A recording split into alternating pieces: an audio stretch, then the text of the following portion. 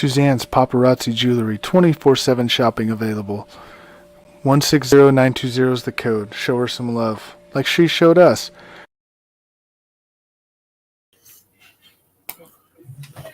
Hey, what's going on, everybody? Welcome to the Coast to Coast Entertainment Network, and you are watching another episode of the Red Tate Files with myself, Ace, and then, of course, my partner in crime, Mr. Mess Around Dave.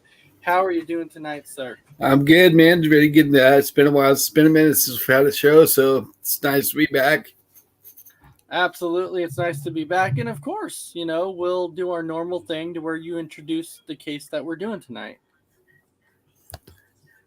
So we're going to talk about the disappearance of Sarah McDermott. I'd probably butchered the last name. You know what? But, that's okay. But it's like this to me was a very, very interesting case.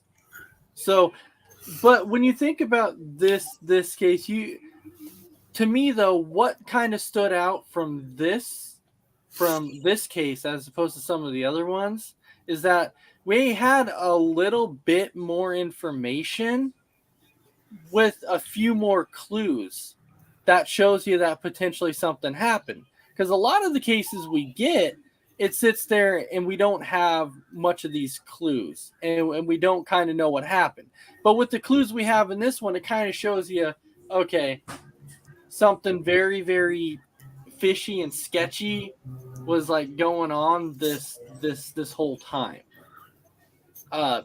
So if you want to go ahead and kick it off there, Mr. Messeround.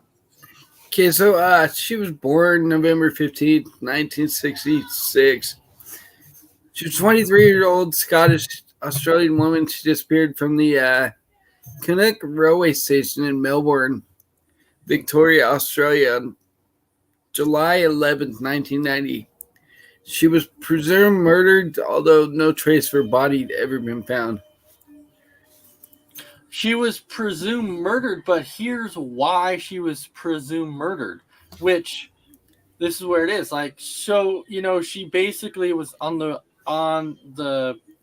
train, virtually this stop. So she was on this train pretty much all night. And then when it came down to it, if you remember, she was she was in her car. Supposedly that's where she was.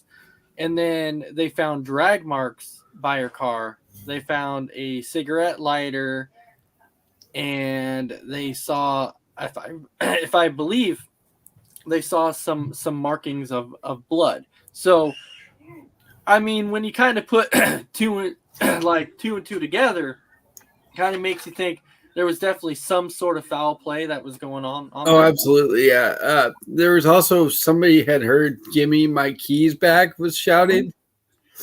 Yeah.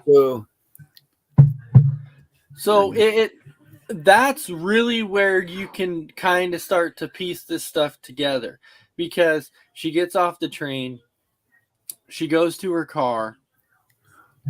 Something happened. Something happened at her car. Somebody was there. Somebody accosted her at her car, whether it be one person, whether it be two, whether it be three, whether it be four. That's the situation where we don't know, except this is where it gets interesting.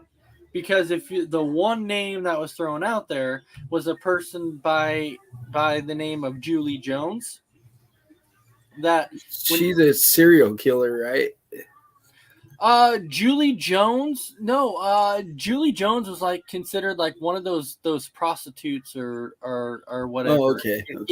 Yeah. Julie Jones was like a prostitute. She had this big crowd that she was with, and so she was supposedly with three other people. Yeah, they'd gone to play tennis after work. Well, no. I'm not talking about the victim here. I'm talking about the potential offender. Gotcha. Julie Jones, that Julie Jones was with like three other people. Now they're not saying that Julie Jones did it, but what they're saying is that this could have been a case of it, that they feel like she definitely could have been involved with three other people. Now the reason for it, we don't know exactly the reasons for it at all. But now you wanted to mention a little bit about tennis, how they were. Yeah, she was meeting up with a couple of her friends after work to go play tennis, and it was known as Flinders Park in Batman Avenue, East Melbourne, before walking to Richmond Station, where they found they had just missed a Frankston line train. They caught a train to Calderfield and changed to Franklin service. McDermott's friends disembarked this train at I can't even pronounce the place, Bond Beach, where she remained, continuing on to Canuck Station where vehicles parked. She was last seen alighting the train and heading for the poorly lit car park at approximately 10:20 p.m.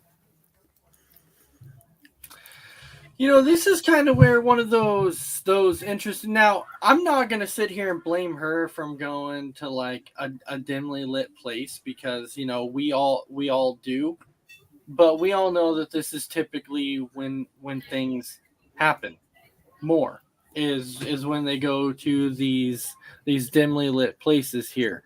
Now, the interesting thing about this is the investigation has been ongoing for quite some time, and there's actually $1 million reward out there for correct for if anybody has any type of information to potentially say what happened, what's her whereabouts or whatever. And it to me, I'm really intrigued and interested to see exactly why it is that they felt like Julie Jones could have been a potential offender in this. Why Julie Jones could have been the one to do this. What does she have to do with the victim? Yeah, it's kind of weird that her name even got brought up to begin with. Like you said, like how did she even get involved? What does she have to do with it? So many questions, no answers. So from reading this, like what is your overall feeling? Because I know sometimes when we look through this, we say that we feel like there wasn't a deep analysis and a deep and like a thorough investigation, but with everything that you've seen, from everything you read, do you feel like there was a deep enough investigation on this one? I don't know. I always feel like in cases like this, more could have been done. I don't know what the extent of the investigation, how long it went on for, because it didn't really say. It just said it was it's going on 20th anniversary of her disappearance. The initial reward of $50,000 was increased after an additional $75,000 was offered by an anonymous benefactor. That was increased to $1 million in 2004 and remains current. It also says convicted Australian serial killer Paula Denier was interviewed by police and denied any involvement in the McDiarmid's disappearance. Well, this is my thing about it. Like, we can sit here and they can say they interviewed this person, but they denied any involvement. But what gets me is, do you honestly think that the person's going to fess up and say, yes, I did it? No. I mean, if you're already on death row and you're already, you're going to die anyway, most you think they would just to get it off their conscience, but you're not going to want an extra thing on your bid or whatever. You're already in there. I don't know. I don't think anybody's going to fess up to it. Hey, William, how you doing? Isaiah, what's going on? And then Isaiah saying, what is mess around Dave in hot water for this time? What? No, he's not. He's not in hot water for anything. We're talking about a disappearance. That's what we're talking about right now. What I am what I'm really curious for is simply this.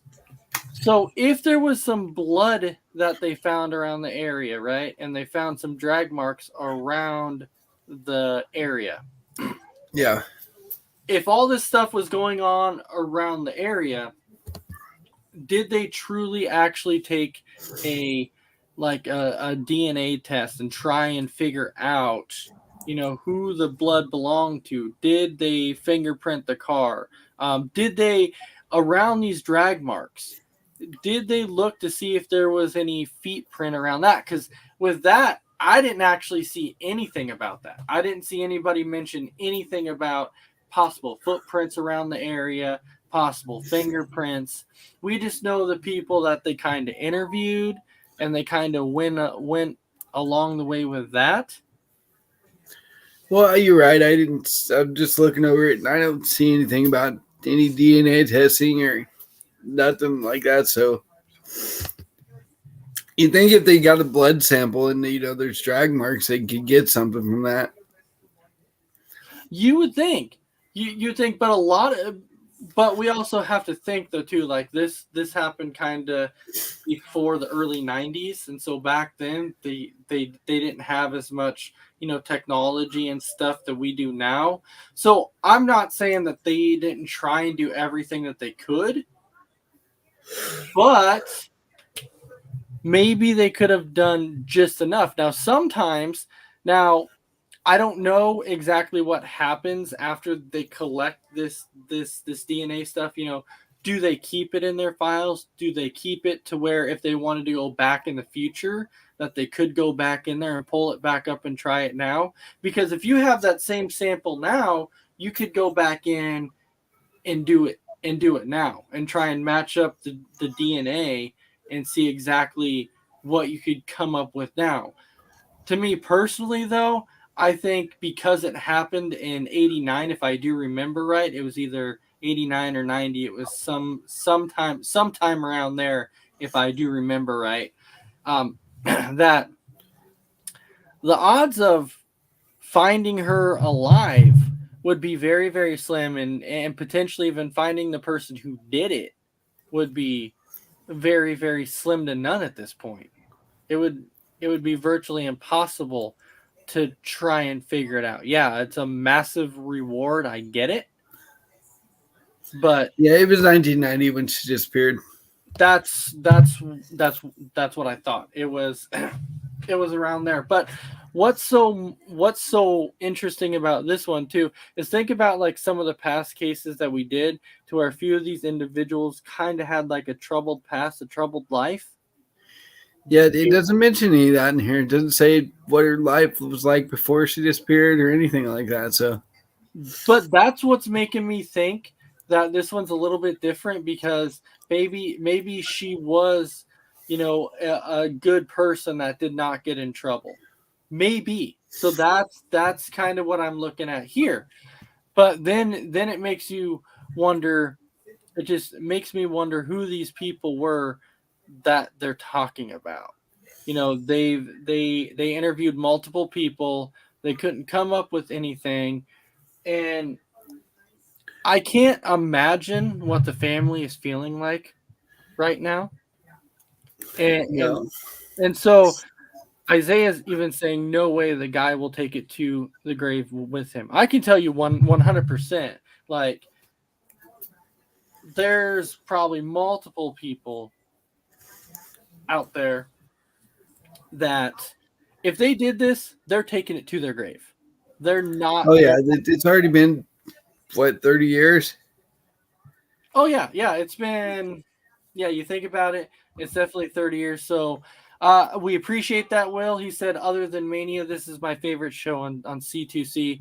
So we definitely appreciate that. Thank you for that. You know what? Just really quick. Hey, Crispy, why don't you pop up on the screen for a second here, brother? So, since you've never been on the show, yeah, I kind of wanted to see what is your thoughts on this case? From what we've been talking about, what are your thoughts? I mean, I just hope they find a case, information in the case, and just go from there. That's mainly the big part. From everything we've talked about, from the evidences, from people even saying, I heard her say, "Hey, give me my keys back," from the drag marks to the blood to the abandoned car, from playing tennis, from riding the train. Right. I mean, It's a lot.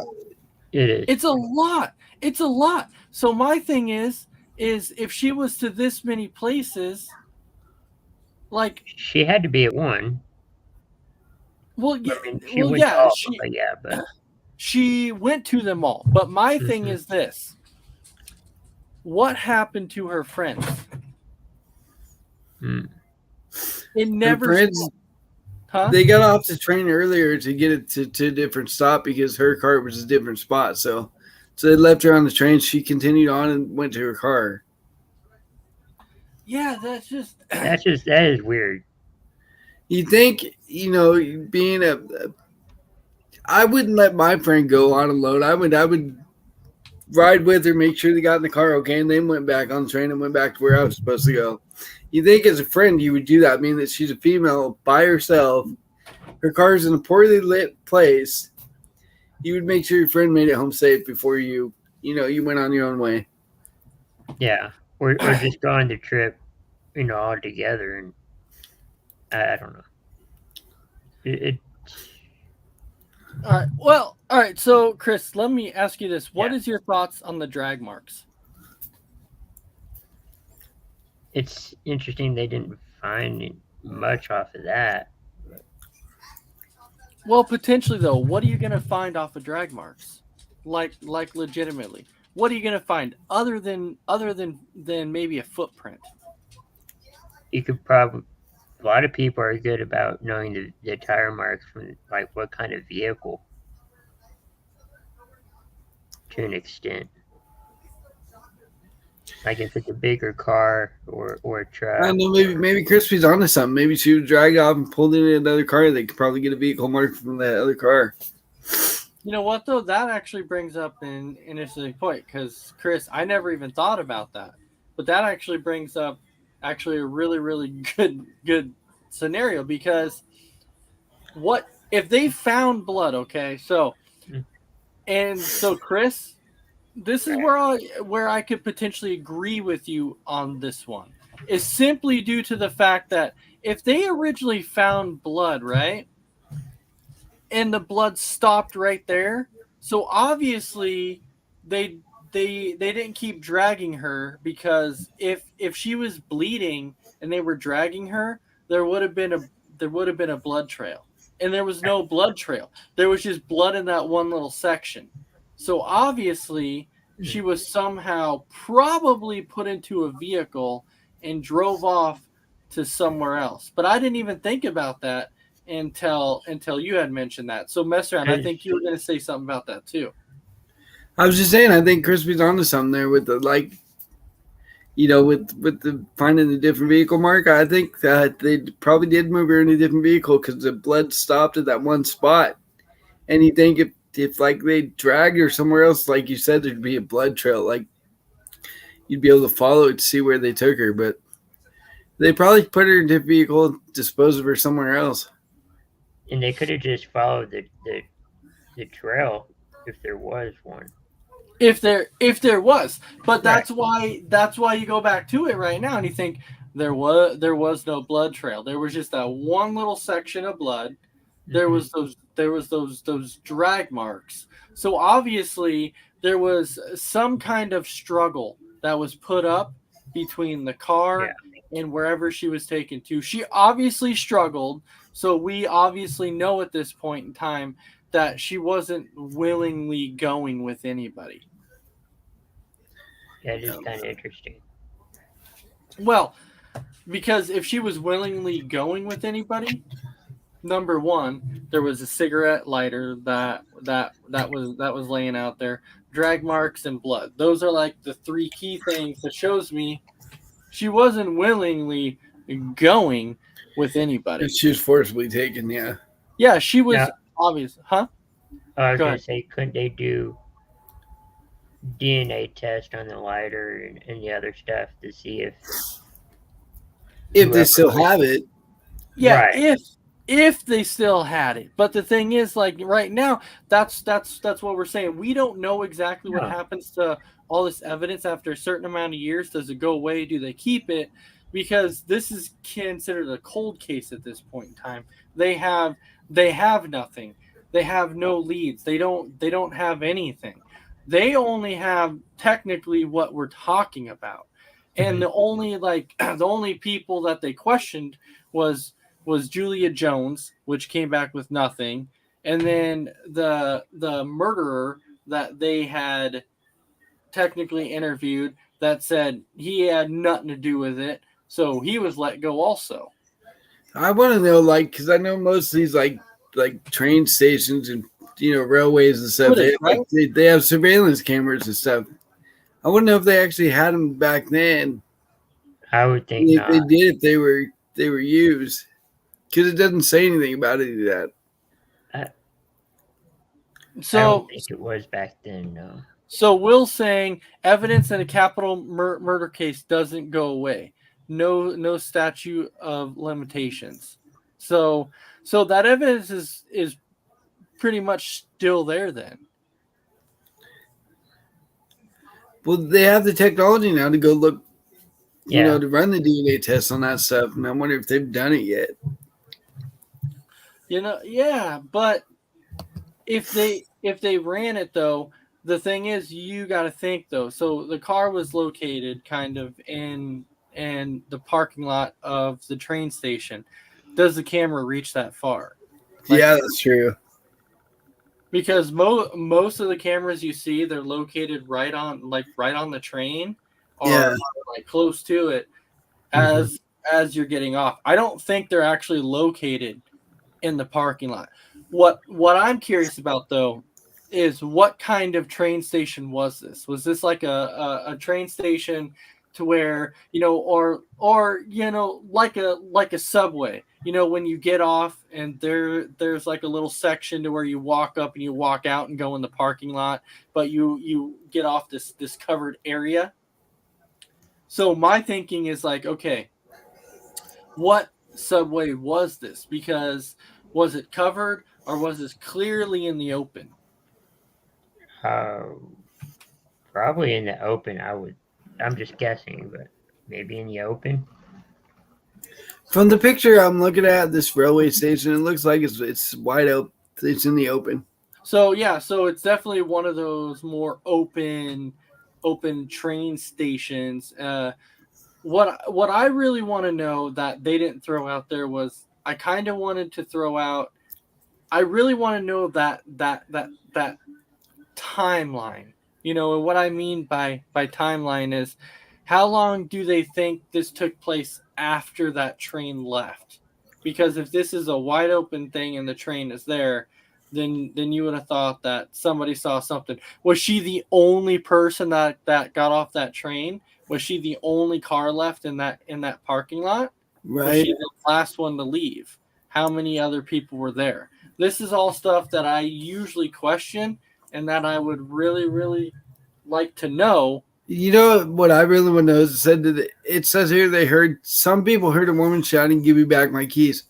Yeah. Why didn't that crowd of people that heard that going on run down there and see what's going Right. on? So that You would obviously think shows that, you. yeah.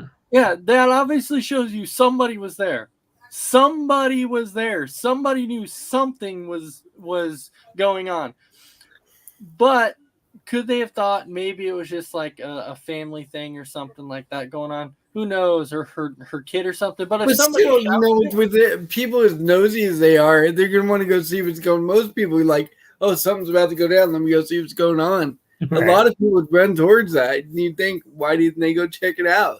well, yeah, so obviously that people were around. Yeah.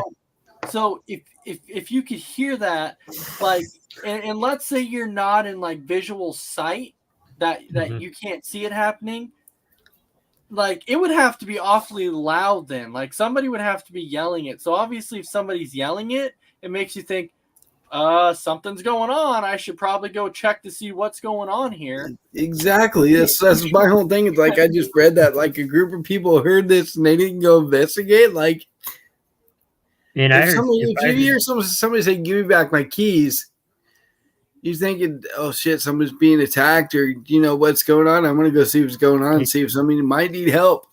and we're not talking now. Give me back the keys. If it's Well- more like forceful. Well, it would have to be, Chris, because if because if somebody's like, "Well, give me back the keys," then obviously you're close enough to hear it. Mhm. So if you're not close enough to hear it, somebody talking quietly, it's got to be loud, like possibly screaming. So you would know something's going on, man. So Well, no, it wasn't quiet. They said they heard a woman shouting, so she was yelling, "Give me back my keys!" loudly. I don't know. I know it's definitely a different era now, so I can tell you if something like that happened now, somebody would probably rush to it. Back then, in the early 90s, the crime and everything wasn't all that bad, so it probably didn't register. But now, Yeah, back then they're probably thinking, "Oh, it's just somebody probably drunk wanting their keys and wanting to drive drunk or whatever." who knows? Who knows? Absolutely. But I would really like to think how the people are feeling about it now, knowing that the person like disappeared. Like they might see it like a week later and be like, "Oh crap. Maybe I should have checked on this person." Right? So in the end, when it comes down to it again, I feel like this will be another case that will go unsolved. Hopefully there's some closure. Hopefully at some point somebody will step forward.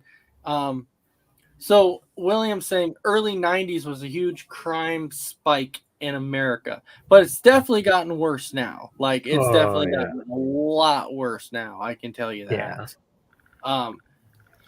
So when it comes to it, anybody who knows anything, speak up and say something. I mean, the reward is $1 million. I would have to say that crime back then is probably the same now. It's the only difference is we didn't have the internet Yeah. to know about it all. It's like That's we do probably- now. So I think it's probably about the same. Yeah. So when we talk about rewards, I really hate to put a number on it. And the reason why I'm saying that is because to me, it kind of irks me a little bit that they go, "If you know anything, we'll pay you." I feel like, come on, if you know something, you shouldn't have to be paid to speak up and save a person or say what happened, I definitely, if I got the money, I wouldn't spend it on my own. I'd try to find something, to give it away. Maybe something in that field Mm-hmm. might need it, but I probably wouldn't need it. No. Absolutely. So we're at this point in the show now to where we kind of just want to go around and give our final thoughts. So mess around, Dave. I'll go ahead and start with you. So the one thing I wanted to bring up that we didn't talk about a lot is the sisters actually started a page where if you're going through a similar type of thing, you have a family member that disappeared or whatever, and maybe this page can help you out. It's called let's see, where's that? It's called Not Alone, which is designed to help other families find themselves in a position similar to what they're going through. So if you're going through any of that, you need help and closure, and maybe they can help you out in some of the things that you're going through. They're the same as them. Check that page out. It's called what did I say it was called again? Not Alone. Yeah, Not Alone. Absolutely. All right. So any of your final thoughts there, mess around? My final thoughts are: this is probably like we've said, this is another one of those cases that probably never going to be solved because, again, although this had a lot more than our other cases we've done in the past, still not a lot to go on besides the blood stain and the drag marks and so this is probably one of those cases that whoever did it is going to take it to the grave, like Isaiah said earlier in the comments. So thanks for watching. Check us out on Four Bros later on tonight, and have a good night, guys. All right, and then Chris, your final thoughts. No, I hope this case gets reopened and they find whoever did it. It's been closed for too long, and something needs to be done about it. So, make sure to watch Four Bros and all of our other shows here on Coast to Coast. All right, and then we definitely want to thank everybody for watching. Thank you, William Hudson, for chiming in. We still have to get you in on one of these shows, definitely. For sure. Definitely looking forward to it. And then, of course, thank you, Isaiah, for popping in here very briefly. And then, Chris, making your first appearance on the show. I just kind of wanted to get your thoughts on some of this also. All right, so with that, I hope everybody has a fantastic night. And we will talk to everybody next Monday for another episode of the Red Tape Files. Have a great night.